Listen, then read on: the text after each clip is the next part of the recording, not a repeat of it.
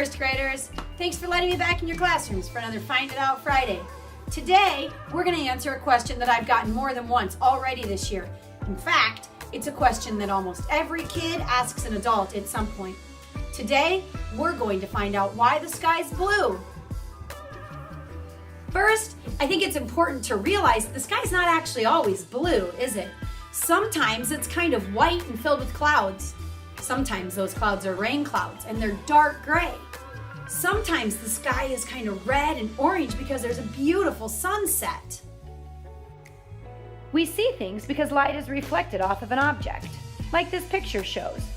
When light hits an apple, it changes direction. The light then hits our eyes and is processed by our brains, where we get an image or a picture. You see, we don't actually see color until the light bounces off of an object. So it makes sense that if there's different things in the sky will be different colors. In fact, objects don't actually get their color until we see the object in our brain. Color comes about because beams or rays of light have different wavelengths. It's kind of like hair. Some hair is really, really straight, and some hair is kind of wavy, and some hair is really curly.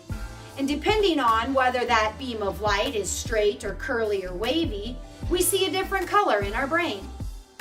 The concept of wavelength is pretty complicated, but you might be able to tell from this picture how the color purple is made up of light that has a really tight wave, and the color red is made up of a beam of light that has a more loose, wavy style curl.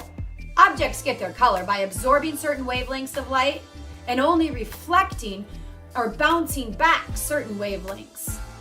So take for instance an apple. So an apple, when all of those colors hit the apple, all those different wavelengths of light, it absorbs everything except that loose wavy curl we talked about.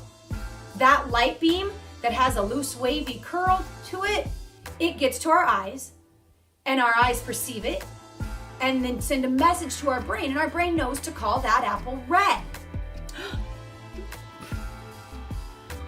Sometimes an object will absorb or reflect all of the wavelengths of light.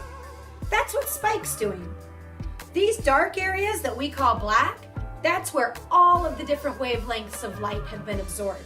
And his white spot in the middle, or on his nose, that's where all of the wavelengths of light have been reflected back to us, back to the sky. Although it can have lots of different colors. If there's no clouds, if there's not a fancy sunset, and if there's nothing in the way, we do see it as a blue sky. Well, that is because blue bends best. So even though we can't see it, we all kind of understand now that there's stuff all around us. And that's true for the sky too. So all of those little things out there in the sky are reflecting light. And since blue bends best, that's the color that gets down to us. You see, the light rays hit those tiny little things out there, and the easiest, most natural wavelength for it to form is the one that we call blue. So down all those little wavelengths come, I'm looking up at what seems to be an empty sky, and I see all these different things that are telling my brain, blue, blue, blue. Spike and I really enjoyed talking about colors with you today. I hope you learned something, and that maybe now, the next time you hear a friend ask, why is the sky blue? You can maybe give them the answer. I look forward to getting your questions again this week, first graders. I hear you're starting a new science unit soon. I'm really excited because it's one that I really enjoy talking about. Don't forget, anytime you have a question, find that curiosity can. Have a good weekend. Bye, Pleasant View, first graders.